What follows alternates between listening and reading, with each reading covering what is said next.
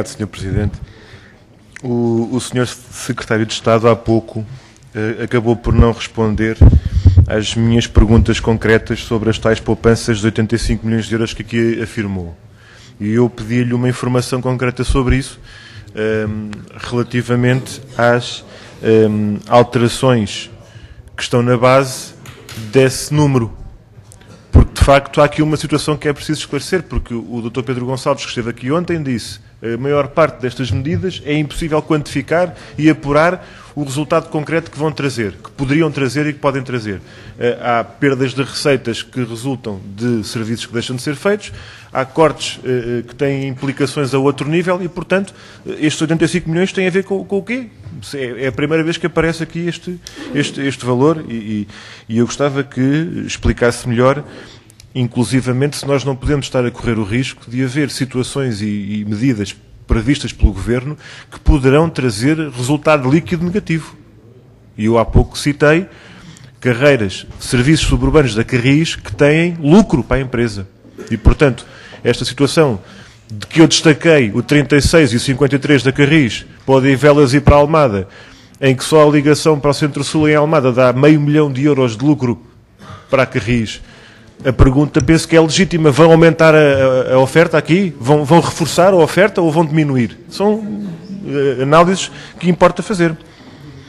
Depois eu gostaria de corrigir a referência que fiz há pouco. De facto, o Sr. Secretário de Estado afirmou que os 150 milhões de euros que o Governo estima de impacto é sobre a economia. E, portanto, eu queria corrigir isso. E, portanto, aquilo que aqui esclareceu sobre o impacto para as empresas e o número que deu há pouco de 2,5 milhões por um dia de greve nas empresas como resultado disto. Mas a pergunta, embora com valores e números diferentes, mantém-se em relação à perspectiva que está criada, porque se um dia de trabalho a menos resulta em 2,5 milhões de prejuízos, quando os trabalhadores em greve não recebem o dia, quando as despesas com energia e combustíveis deixam de ser feitas, etc., então isso não contraria a situação que é apontada às empresas? Porque se um dia de trabalho a menos é 2,5 milhões de prejuízo, então as empresas não teriam que dar lucros operacionais muito grandes ao fim de um ano? Eu acho que isto é uma questão que importa desmistificar. Se as empresas perdem 2,5 milhões por não estarem a trabalhar, então um ano inteiro a trabalhar deviam dar um dinheirão. Bom, quanto é que custou, afinal, outra pergunta que eu coloquei que não foi respondida, se já apurou ou se vai mandar apurar os custos e as implicações desta verdadeira operação de boicote à greve que está desencadeada em várias empresas. Porque esta situação de se cortar e fechar os cordões à bolsa o ano inteiro, se não há trabalho extraordinário, de que não há apoio a título praticamente nenhum para os trabalhadores e situações que seriam até decorrentes da necessidade de operação. E que, de repente, oferece-se às pessoas que querem que os vamos buscar a casa, mobiliza-se toda a gente, as pessoas dos serviços centrais, etc., e para os comboios, ilegalidades que estão a ser cometidas e que foram de ontem para hoje, esta situação tem que ser apurada, tem que ser esclarecida. Aumentos de preços e acréscimo de receita. Os 25 milhões de euros de aumento de receita que citou há pouco, que é a estimativa do Governo, pergunto se são o resultado dos aumentos de preços e das alterações ao nível do tarifário. Portanto, do lado da receita, a estimativa que o Governo aponta é de 25 milhões de euros a mais. O que eu lhe pergunto é se isto é na perspectiva da procura se manter ou se alguma vez é equacionado um decréscimo da procura neste montante.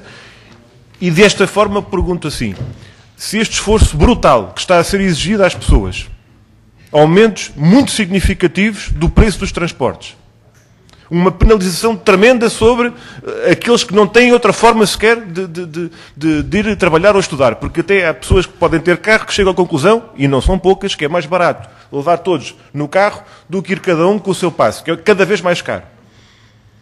E as pessoas que não têm acesso a isto, que estão a sofrer hoje cada vez mais, se este esforço todo dá 25 milhões de euros, quando os valores da situação das empresas e do seu passivo é aquele esmagador montante que citou há pouco. E, portanto, a pergunta é se o aumento dos juros que admitiu que se verifica e que se vai verificar, se a situação de instabilidade financeira que resulta dos atrasos do pagamento do Estado.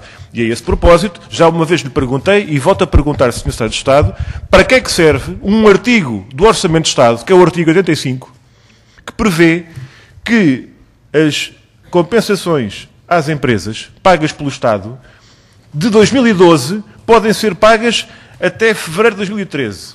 Um atraso brutal que é admitido à partida no Orçamento de Estado, criando às empresas uma instabilidade ainda maior. Bom, se esta situação terrível do ponto de vista financeiro não vai esmagar completamente e tornar irrelevante esta poupança de 25 milhões de euros que é atingida à custa de um sacrifício brutal para as pessoas. Porque isto para as pessoas não é uma gota d'água, não é um grão de areia. Mas para as empresas, depois de serem esmagadas pela finança e pelo setor da banca, dos juros, os horários com que estão a ser confrontadas, isto, no cômputo geral desta operação, para os senhores é uma gota d'água. 25 milhões de euros. É verdade. Quando falam de milhares de milhões de euros. E, portanto, ficava por aqui, Sr. Presidente. Muito obrigado. Muito obrigado, Sr. Presidente. O Sr. Secretário de Estado há pouco explicou os critérios para a definição da estimativa do Governo dos 25 milhões de euros de acréscimo de receitas, portanto, no pressuposto de uma perda de procura de 5%, mas não explicou a questão dos 85 milhões de euros em poupanças nas empresas que é estimado pelo Governo. Eu pedi-lhe que explicasse de onde é que vem este valor.